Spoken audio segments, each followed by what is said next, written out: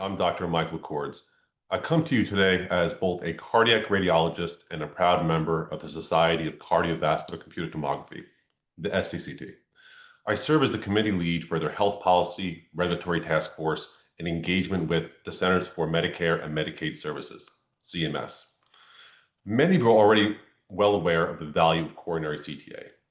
Fortunately, CMS is also well aware that this coronary artery disease is the leading cause of death in the United States and how important coronary CTA has become in supporting improved patient outcomes. Over my career, I have seen coronary CTA go from really being an afterthought in many ERs to now becoming the diagnostic test of choice for many patients, not only in the hospital setting, but also in the outpatient setting. Within healthcare, there are many rules, regulations, and protocols. I'm not really sure anyone can keep up all of them and keep them all straight. Ultimately, they're there to provide a framework for the care that you provide. However, at times, some of these rules may hinder the work you are trying to achieve each day.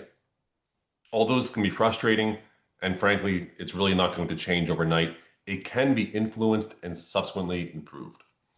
I'd like to take a minute to talk about CMS comment letters.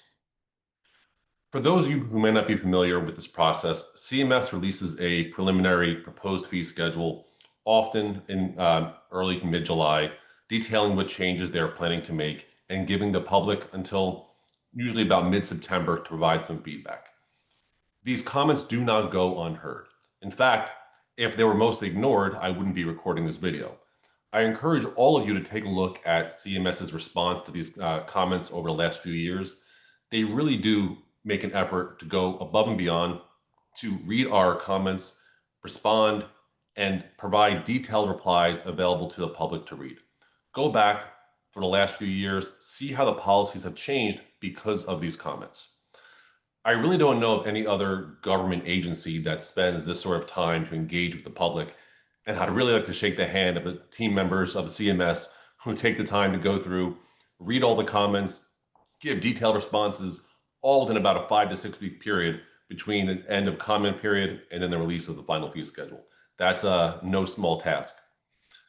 Comment letters are one way to have your voice heard, so please contribute a comment letter on behalf of yourself or your organization. It's really not enough just to assume that someone else is going to submit a letter. If you look back at much of the progress that has been made related to cardiac imaging over the last decade, it's because of those who came before and laid the foundation for change, often due to their engagement with CMS. Not because it was required of them, because it certainly wasn't, but because they understood that you have to get involved, especially on topics that really matter, such as this. I want to give everyone a little bit of background about what's going on. We have to remind everyone that the rules that came out recently in July are only proposed rules. This is a preliminary fee schedule meant to tell the public what is going on, what are we proposing, and they want feedback. These policies affect the majority of the nation's hospitals and outpatient facilities. We have a very short window to provide feedback to influence that final rule. It comes towards the end of the year, but just as important to help shape the discussions in the future. CMS really depends on these comments, and especially the public comments mean a lot to them. They know a group like the SCCT will comment, and through our more than 6,000 members and others who are very passionate about cardiac CT, we really do have a huge voice for the issues that matter most to us and our profession. So what is our ask? Over the past 7 years, SCCT has worked diligently with CMS to increase reimbursement rates for coronary CTA. Because of those efforts, CMS approved a temporary reclassification of some coronary CTA codes into a higher payment category as part of the final rule last year. I want to stress the word temporary. This is part of our engagement this year. We need to get further clarification on this and make steps towards making this permanent. In essence, the payment for your work has doubled in the hospital setting. We are, of course, pleased that the reimbursement under this year's proposed coronary CTA services will remain generally stable. The temporary adjustment and current rates more correctly reflect the value of coronary CTA in improving cardiac care and aligns with the reimbursement more closely with the cost of delivering this actual line of service. This has allowed many of you to start cardiac imaging service lines or expand upon existing ones. You are all well aware of the costs associated with a service line, and it's certainly different than other CT scan types. We have to consider more advanced CT scanners, rotation speeds, gating packages, cardiac specific software, additional support staff such as nursing. But the point I really want to make is that in order for your organizations to offer this service line, it needs to be financially viable. And to put it bluntly, if coronary CTA does not remain in the higher APC, many programs are going to struggle. This will greatly limit patients' access to a life-saving exam. Historically, due to an inadvertent coding restriction, hospitals could not bill under non-radiology revenue codes, such as cardiology 048X or other imaging services 0409X.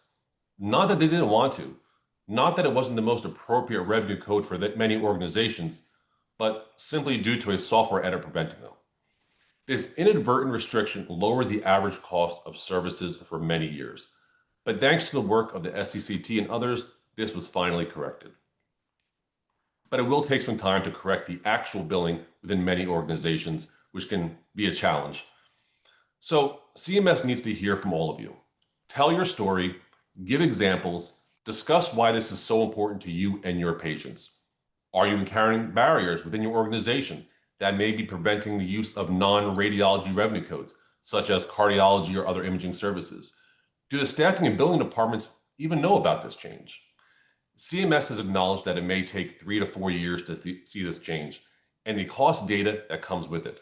But due to many years of a software edit creating a barrier, we need CMS to help with the education and work together with us on next steps. Look, we all know the value of coronary CTA. I cannot think of another exam that has the potential to help more patients, save more lives, or make a bigger difference. SCCT members have really been leading the charge over the last 20 years, and now we are larger than ever and have the responsibility to help expand access to care. Don't just assume someone else will. It's the individual members, the community that really matters, especially when engaging with CMS. We all know the value of coronary CTA.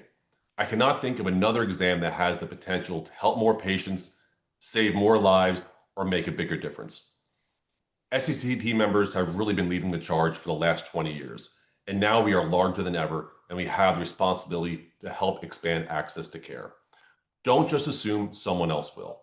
It's the individual members, the community that really matters, especially when engaging with CMS. Well, many of us will see a variety of CMS engagement templates from different societies, vendors, others within the cardiac imaging space.